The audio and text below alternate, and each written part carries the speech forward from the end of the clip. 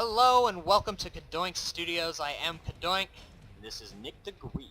and this is TeamCraft. We have for you today a game on Magma Core, a 2v2 game, and let's introduce the players. As the red Zerg, we have the ever-glorious NickTheGreek. In the blue Terran, we have the formidable Cadoink. In the purple Terran, we have MajorPayne. And then as the teal Protoss, we have PrinceSEC. Is that the Prince of a Minute? He's just the Prince of a Second. Oh, it might be a clan. I don't know about that. I would like to see clan implementation in StarCraft 2. It's something Blizzard promised a long time ago, which hopefully they'll follow through with. I know a lot of people were wishing for it for an early Christmas gift, but it hasn't come yet, and hopefully one day it will come. As then we will know, like, SEC is a clan, or SEC isn't a clan, it does mean second. But the 4 players are spawning on Magma Core. We have 2 of them in the bottom right, and 2 of them in the top. I guess bottom left and top right, because these are spawns as well. It's just kind of hard to describe them, but you do see them on the minimap today. I like that that purple sent off that that scout so quickly, whereas blue took a little bit longer to set off that scout, and that's okay. There's nothing wrong with taking a little bit longer, but the sooner you get that scout out, you can make sure there aren't going to be any scary rushes. And when you see Zerg, you should always be thinking in the back of your mind, are they going to set a pool? Are they going to rush me? Am I going to cry? Yeah, that's something that's very annoying, especially in a 2v2, especially against 2 Zerg. If you get double 6 pulled, you're kind of caught with your pants down. You're in a lot of trouble, and so yeah, that was very nice scouting with the SCV rather early. However, it was quite early, as a 6 pull would not be done at that time. But it's just making sure they find the base and they know nothing too cheesy is coming out. We do see 2 barracks coming for MajorPayne at this time, indicative of a kind of early Marine attack, while his Protoss buddy is kind of keeping back and getting the double gas as well as Gateway Cybernetics core. So he's going to be going for more of a tech play, while MajorPayne is going to be getting units up a lot earlier than his Protoss friend. That's a very popular movement, is to have kind of like the early protection done by one player while the other player kind of goes for a more tech-heavy, more maybe mech build. That way you can have some hard-hitting units come in the mid-game where the other player has protected you for the early game. So it's a good mid-game win strategy. Yeah, it kind of gives you the best of both worlds, because most players want to be able to have a strong mid-game. You know, it's nice to have several expansions and be able to do that sort of thing. But a lot of them struggle with the early game and aren't able to get to that point, so it's nice to kind of have that dynamic duo sort of thing. And I think that most players should have the ability to do that, to prepare for both the early game as well as the late game. So when I see a Terran and I see a Protoss, I'm thinking to myself, ooh, there's probably going to be a need for roaches. Probably going to be a need for early Zerglings and a good bit of them in case there's any kind of zealot marine rush, but as we see, it didn't happen. And so we're probably going to see a nice little sizable army on the part of me and Cadoink. It's not actually that big at all. Yeah, not at this time, but they are working that way, working towards that. A lot of Zerglings and Marines coming out at this time. We do see an early expansion for MajorPayne here at the gold base. It is quite vulnerable, though, as his Marines are way back here, and he only has 4 compared to the large amount of Marines and Zerglings that Cadoink and NickTheGreek has. And NickTheGreek's expansion has been done for a while. He needs to start saturating it, building some drones, and when he does this, it should be ahead of this command center, and if they're really good about scouting, Cadoink and NickTheGreek should be able to find that. Now the problem with making that that early expand so quickly is that the security of that turtle that they're doing up at their over at those gnats, or over that gnat and those mains rather, for the lower team, is that they don't have really a big defensive system. He was going to kind of be the defending player while the Protoss teched up, and now he's spreading himself a little too thin, though he does have a nice little bunker. And we do see that the Protoss player has been teching. He's getting his Robo Bay up, as well as this +1 attack upgrades. And at the same time, Cadoink is working on his siege tanks per usual, as well as his siege mode, and getting an engineering bay up a little bit early. I think we were anticipating a little bit of a Dark Templar play, seeing as they turtled up really early and we didn't see anything going on. And we also see that this Nexus is over here. Even though this is the safest position, this might be nice for his Terran buddy, because if this base gets attacked, he can warp in units here, and if he gets piling even closer, maybe warp them in back here to kind of protect this gold base. I do like this move, expanding behind his Terran buddy. I don't think it ever hurts to do something a little sneaky and maybe put an expand somewhere where people wouldn't expect it. If you come across a player who doesn't always think too far ahead, doesn't always scout really thoroughly, you can sometimes sneak something in there. Yeah, and that's nice. However, you do need to be able to defend it when the time is right, and I think this was a nice move to kind of help defend it. But we do see Cadoink and NickTheGreek are moving out at this time to try to do some damage a little bit early, doing a kind of 8-minute push. They are going to be able to spot this observer because they brought this Overseer along with them. I think that they were fearing that Dark Templar sort of play, and it ended up working in their favor having an Overseer anyway. Plus, it'll give them the vision they need for the siege tanks to fire up this ramp before the Marines and Zerglings get up to the top of the ramp and take damage. Yep, and then if you use any of the magic that Overseers have, you can travel along with them. As long as you have the extra food to be able to do that, it's always a nice thing to do. Absolutely, when we see the Marines and Roaches and siege tanks coming up to the base of MajorPayne, blowing up this barracks as well as the supply depot, and they're going to be able to take out this supply depot and this barracks as well. The siege tank's doing a lot of damage, but here comes a force of Stalkers and Zealots. I don't think it'll be enough, though, as the three siege tanks, as well as a ton of Marines, are doing a large amount of damage. They're going to be able to pick off this Warp Prism.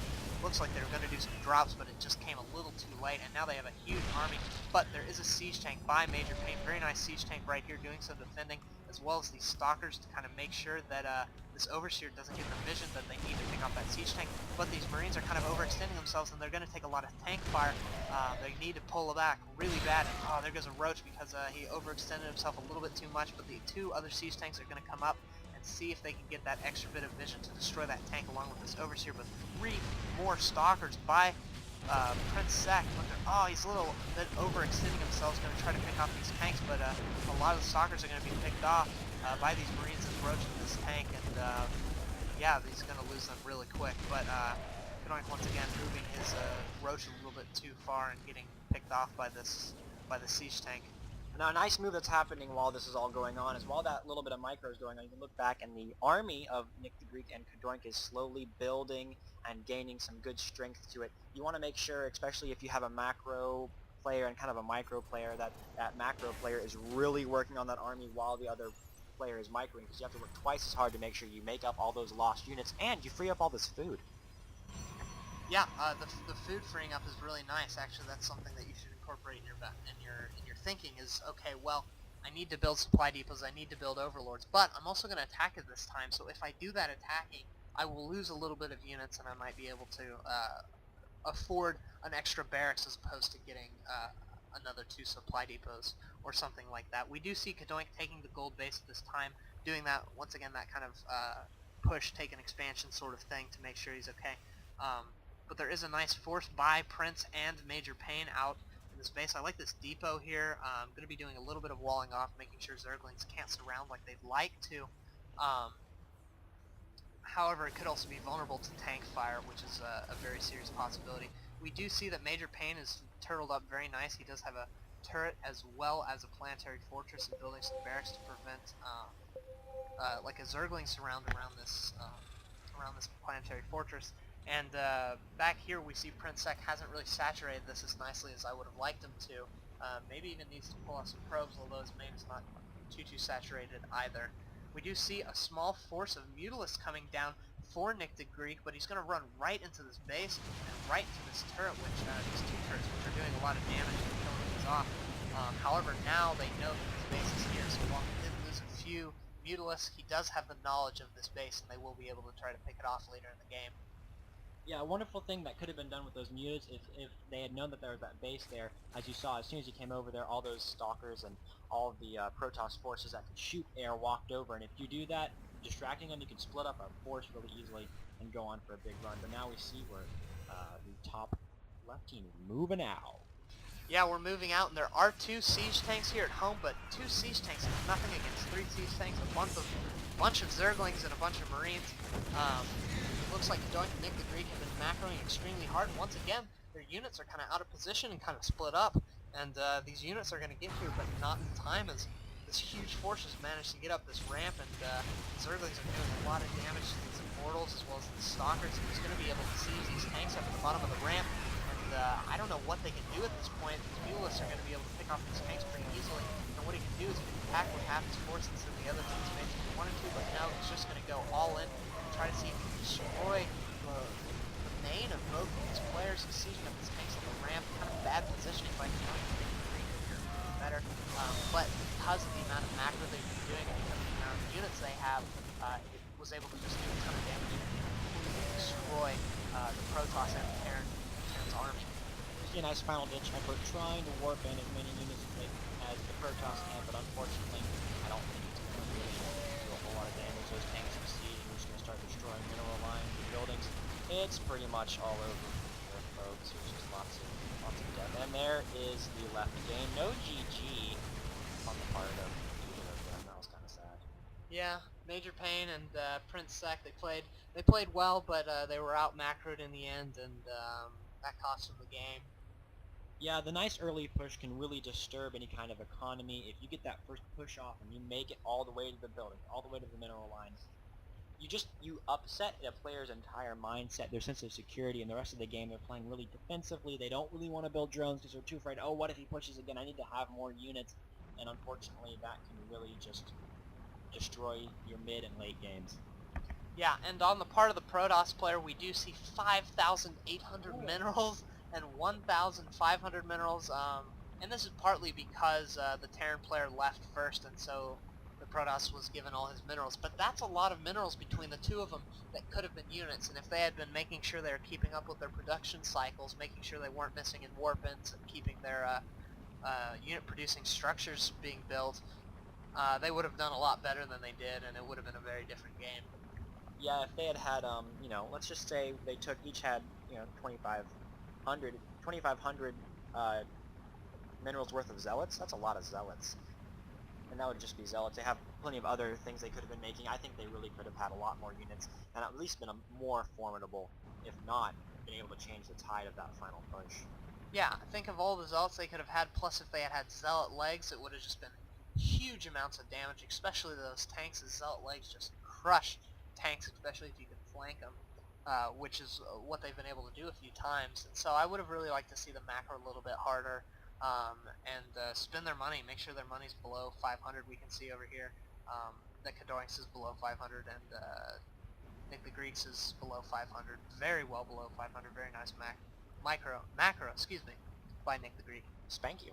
And so just what I really liked that happened is, some people forget to start making those level 1 tier 1 units, especially Zerglings. People are like, oh, okay, I've geared up, I've teched up. I don't need to make any more Zerglings now, but thankfully, NickTheGreek kept making those Zerglings, and those big teched up structures, those big mechs, get surrounded by those Zerglings, and it's just terrible, terrible damage. Yeah, a lot of people don't realize how valuable those tier 1 units are. A lot of people go, oh, Marines are so overpowered, but you see a nice 100 supply of Zerglings, and you're gonna be pretty scared, or Zealots. Either way, tier 1 units are quite good. You should be building them. You should be constantly building, never forgetting to build your probes, your pylons, and your units, and depending on what race you are, of course. What are those roaches doing in that middle line? I think they're chilling like villains. They're just sitting there like, we're roaches. We're awesome. We're gonna do some protecting. They're like, you know what? We won the game. We're just gonna party with the workers. That's right. The jellyfish of the sky, the spire. It's Yeah. beautiful. Anyway, so I bet you're like, oh man, I wish I had a jellyfish of the sky, but more than that, I wish I could send in a video to these guys so they'd stop casting videos of themselves. Yeah, don't you guys want to feel like pro gamers being casted by StarCraft 2 casters? you can do this, but all you have to do is send your replays to CadoinkReplays@gmail.com. That is CadoinkReplays with an S at gmail.com.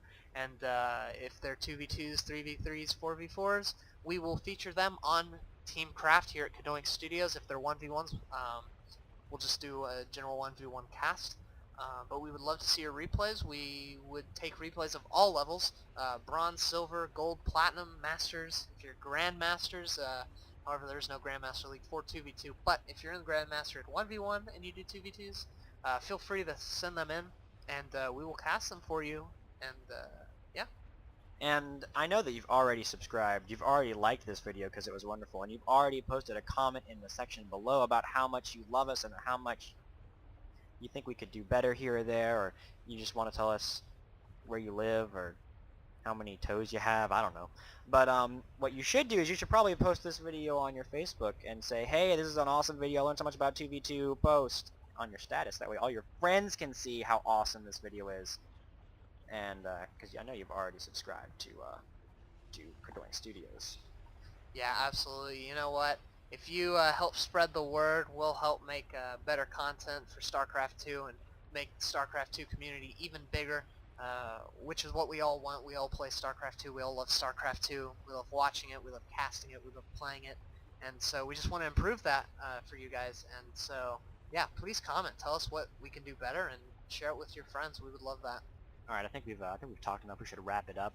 Yeah. Like a Christmas present. Wrap it up. Wrap it up. All right, so this is NickTheGreek. And this is Cadoink. And this was TeamCraft. We'll see you guys later. Peace out, dog.